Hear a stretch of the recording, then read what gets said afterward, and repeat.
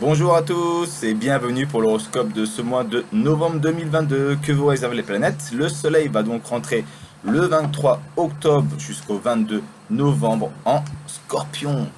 Le signe dominé donc, comme vous le savez, par la planète Pluton. La pleine lune aura lieu le 8 novembre en Taureau, donc à l'opposition du Scorpion. Mars, comme on l'a vu dans la vidéo précédente, Mars est rentré en rétrogradation. Donc tout le mois, il sera en rétrogradation à partir de 25 degrés dans le signe des Gémeaux. Et la bonne nouvelle, c'est ça y est, Jupiter est en direct à partir du 24 novembre. Donc le monde de l'expansion sociale, ça va repartir. Regardons ensemble les coïncidences sur votre signe solaire. A tout de suite. Nous revoilà donc avec la carte du ciel pour ce samedi 22 octobre, où donc le soleil va très prochainement rentrer dans le signe profond du Scorpion. Ça annonce donc un mois remise en question, recherche, introspection. Favorable pour les signes d'eau, comme vous le savez, donc le Scorpion est concerné également, parce que le soleil juste au-dessus de sa tête, donc c'est le premier qui est concerné.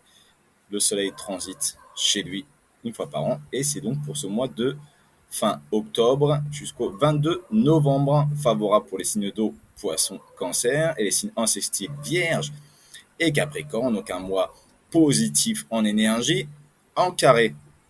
Donc toujours la petite baisse de vitalité qui en carré au signe où le soleil pose ses bagages pour le mois concerné, donc pour ce mois de novembre. Donc en carré Verseau, les lions, les signes fixes en fait, et le taureau. Donc toujours une petite baisse de vitalité pour vous quatre, pour vous trois, pardon. Vénus, la planète de l'amour, Vénus, il est ici. Il va rentrer également en Scorpion, donc il va venir faire, en plus du soleil, un peu de douceur, d'amour, de légèreté, donner de son cœur, de sa créativité, et surtout dans l'énergie profonde du Scorpion, il change totalement du mois d'octobre où il était vraiment dans l'énergie de la balance, un peu plus de l'apparence extérieure. Là, on part vers l'intérieur. Donc, c'est une période où on a envie peut-être de s'instruire. Notre côté affectif, il est tourné vers l'introspection également. Donc, ça peut aussi créer beaucoup de remises en question dans les relations affectives, favorables pour les signes d'eau, donc cancer, poisson, également capricorne et les vierges ici. Attention, c'est plus difficile pour les signes en carré, comme on a vu tout à l'heure, les versos, les lions et les taureaux. C'est trop mis en question. Dans la relation, peut peut-être créer des ruptures. Et lui va y rester jusqu'au 16 novembre. Et au 16 novembre, il sera déjà là, Vénus. Il va rentrer, donc la deuxième partie du mois, c'est une énergie de feu dans l'affectif. On a envie vraiment de montrer, on a envie de voyager, on a envie aussi de curiosité, on a envie d'apprendre. On a envie d'élargir son côté créatif avec Vénus qui va rentrer le 16 novembre en Sagittaire, favorable pour les béliers, les lions, les balances et les verseaux. Profitez bien. Le carré au poisson, à la Vierge ici et l'opposition dans les signes des Gémeaux. Donc, comme dit dans la vidéo précédente pour l'horoscope du mois d'octobre, au 31 octobre, Mars est rentré en rétrogradation. Donc, on part sur une période d'introspection pour les troisième et deuxième décans.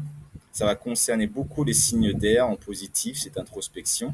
On balance verso et également les béliers et les lions. Ça va être un peu plus difficile pour les deuxième, troisième décans des poissons, deuxième et troisième décans de la Vierge. Et pareil pour l'opposition au Sagittaire. On va vous demander de faire très attention dans votre manière d'agir.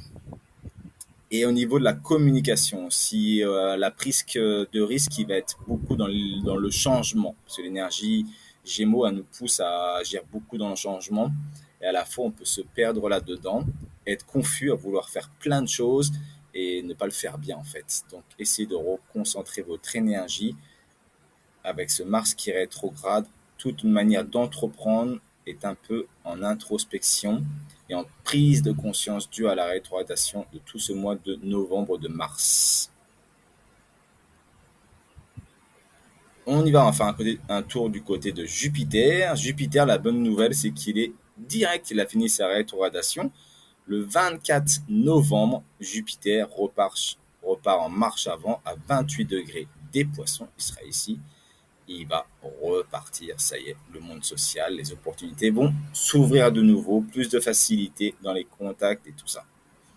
Favorable pour les troisième décan, on va dire, dans les signes d'eau vont être touchés. Également pour les Capricornes et les Taureaux. Et après, ça va démarrer sur les premiers décans en signe de feu. Bélier, Lion, Sagittaire. Et également les Gémeaux premier décan et les Verseaux premier décan vont sortir vraiment ce dynamisme, cette joie de vivre de Jupiter. Saturne va donc finir sa rétrogradation à partir du 23 octobre. Il va donc commencer à avancer et ça va un peu libérer toute cette lourdeur pour les signes en carré, deuxième décan, donc par exemple le Taureau et également Scorpion et deuxième décan du Lion. Ça y est, le message, je pense qu'il est passé, ils vont pouvoir avancer.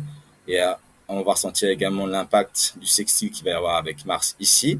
Donc, grande possibilité vraiment d'agir pour les signes d'air, de construire avec un Mars qui va être en introspection et lui qui va venir, Mars va venir le rejoindre, redescendre pour faire un beau trigone. Ça va être super important pour aussi agir dans la stabilité. Uranus, il est ici à 17 degrés, il est toujours en rétrogradation, donc impact favorable pour les deuxièmes décans, signes de terre, donc Vierge, Taureau ici, Capricorne, également Poisson et Cancer. Allez-y, laissez-vous aller, faites confiance au changement.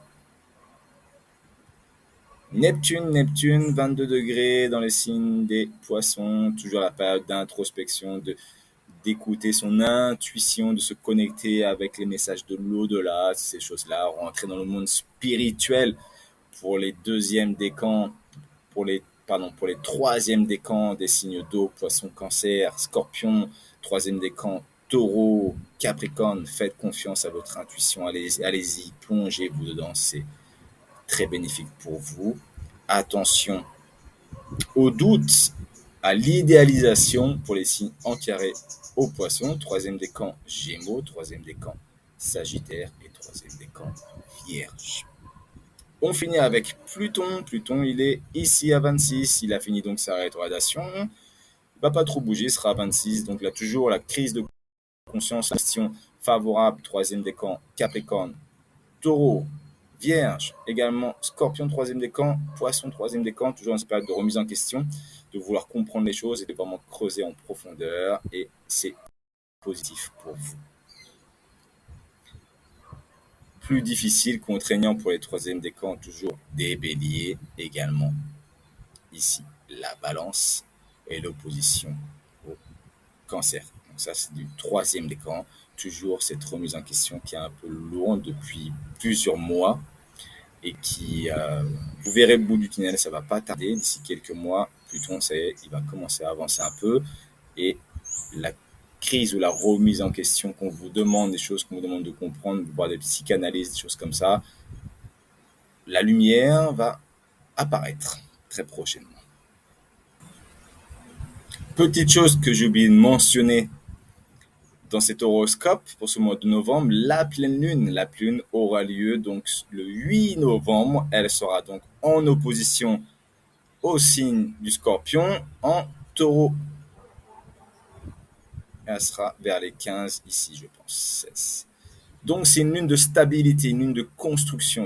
On va ressentir l'envie émotionnelle de stabilité, de construire, ou dans ce quotidien, d'amener, je dirais, de se faire plaisir, d'arranger son domicile également. Et ça va aussi concerner les valeurs de l'argent. Voilà pour la petite information pour cette pleine lune en Taureau.